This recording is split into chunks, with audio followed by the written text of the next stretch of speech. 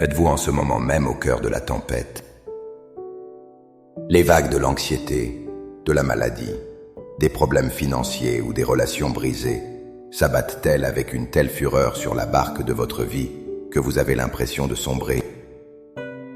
Peut-être que le bruit assourdissant des mauvaises nouvelles et des diagnostics décourageants a étouffé votre espoir.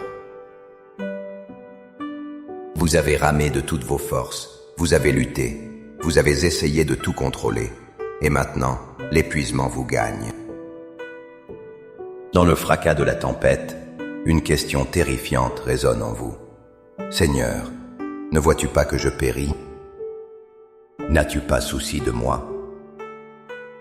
Cette sensation d'être seul, face à des forces déchaînées, est l'une des épreuves les plus profondes de l'âme humaine. Mais que se passerait-il si je vous disais que la solution n'est pas de ramer plus fort, mais de cesser de ramer? Que la clé n'est pas dans votre capacité à contrôler la tempête, mais dans votre foi en celui qui commande aux vents et à la mer? La réponse ne se trouve pas dans vos efforts désespérés, mais dans un abandon total à la souveraineté de Dieu. Dans les minutes qui suivent, je vous invite à un voyage spirituel. Ensemble, nous n'allons pas simplement prier pour que la tempête s'arrête, mais nous allons prier pour que notre foi s'éveille et se lève au-dessus des vagues, pour croire et voir les miracles que Dieu a en réserve, car il a et a toujours eu le contrôle absolu. Avant que nos lèvres ne formulent une prière, il est essentiel que notre cœur s'ancre dans une vérité fondamentale. La souveraineté de Dieu n'est pas l'absence de problèmes, mais sa présence parfaite au milieu d'eux. La Bible nous en donne une image saisissante dans l'Évangile de Marc, chapitre 4. Tandis que les disciples, des marins expérimentés, paniquent face à une tempête violente, Jésus dort paisiblement à l'arrière du bateau. Son calme n'est pas de l'indifférence, c'est une démonstration de son autorité absolue. Lorsqu'il le réveille, il ne dit pas « Tenez bon, ça va passer ». Il se lève, il menace le vent et dit à la mer « Silence, tais-toi ». Et il se fait un grand calme. Ensuite, il ne les félicite pas pour leur endurance, mais il leur pose une question perçante. « Pourquoi avez-vous si peur? Comment n'avez-vous point de foi ?» Cette histoire nous enseigne que notre peur vient de ce que nous regardons les vagues, au lieu de regarder le maître des vagues. Nous croyons que notre sécurité dépend des circonstances, alors qu'elle dépend uniquement de la présence de Christ avec nous dans la barque. De plus, le prophète Ésaïe nous rappelle « Car mes pensées ne sont pas vos pensées, et vos voix ne sont pas mes voix, dit l'Éternel. » Ésaïe 55, 8. Nous voyons une situation impossible. Dieu, lui, y voit une opportunité pour sa gloire. Nous voyons une fin. Il voit un commencement. Nous voyons une croix. Il voit une résurrection. Comprendre cela change radicalement la nature de notre prière. Elle cesse d'être une supplication anxieuse et devient une déclaration de foi confiante. Nous ne prions plus pour la victoire, mais depuis la victoire que Christ a déjà acquise. Maintenant, avec une foi ferme en cette promesse, élevons nos cœurs vers le Seigneur. Trouvez un endroit calme, fermez les yeux si vous le pouvez, et laissez ces paroles devenir les vôtres. Priez avec toute votre sincérité, avec toute votre âme, en déposant votre fardeau aux pieds du Tout-Puissant. Père céleste, Seigneur souverain, Maître des cieux, de la terre, des vents et de la mer. Je viens devant toi aujourd'hui, non pas avec ma force, car elle est épuisée, mais avec mon immense faiblesse. Je me tiens dans le tumulte de ma situation, et je reconnais que la peur a envahi mon cœur. J'ai essayé de tout contrôler, de tout prévoir, de tout arranger par mes propres moyens, et je suis à bout.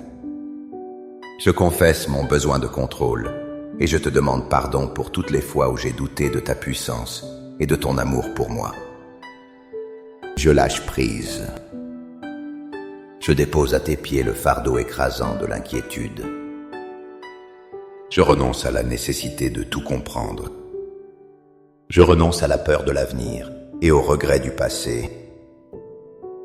Je te remets cette situation qui me dépasse. Prenez un instant pour nommer spécifiquement votre situation. Je te remets ce rapport médical, cette dette, ce conflit familial, ce vide dans mon cœur. Je retire mes mains de cette situation et je la place entièrement entre tes mains puissantes et aimantes. Je déclare que ce n'est plus mon combat, mais le tien. Père, je proclame ta parole sur ma vie. Je proclame que tu es le Dieu de l'impossible, celui qui ouvre un chemin dans la mer et fait jaillir des fleuves dans le désert. Je proclame que même si je marche dans la vallée de l'ombre de la mort, je ne crains aucun mal, car tu es avec moi. Ta houlette et ton bâton me rassurent. Je proclame que tu n'es pas surpris par ma tempête. Tu étais là avant qu'elle ne commence, et tu seras là après qu'elle se sera calmée. Maintenant, Seigneur, je te demande d'opérer un miracle. Ne calme pas seulement la tempête autour de moi, mais calme surtout la tempête à l'intérieur de moi. Remplace ma peur par une foi inébranlable. Remplace mon anxiété par ta paix qui surpasse toute intelligence. Ouvre mes yeux spirituels pour que je puisse te voir, toi, endormi paisiblement dans la barque, symbole de ton contrôle parfait. Augmente ma foi, Seigneur. Donne-moi la force de te louer au milieu de l'épreuve, de chanter tes louanges alors que les vagues déferlent encore. Apprends-moi à fixer mes yeux non sur la hauteur des vagues, mais sur la grandeur de mon Sauveur. Par la foi, je reçois maintenant ton calme. Par la foi, je reçois ta direction. Par la foi, je crois que tu es en train d'agir en coulisses, orchestrant toutes choses pour mon bien et pour ta gloire. Je te remercie d'avance pour le miracle, pour la délivrance, pour la percée. Je ne sais pas comment ni quand, mais je sais en qui j'ai cru. Je place ma confiance totale en toi. Je marche désormais non par la vue, mais par la foi. Au nom puissant de Jésus, qui commande aux tempêtes et à qui toute chose obéit. Amen. Cette prière n'est pas une formule magique, mais le début d'une marche de foi renouvelée.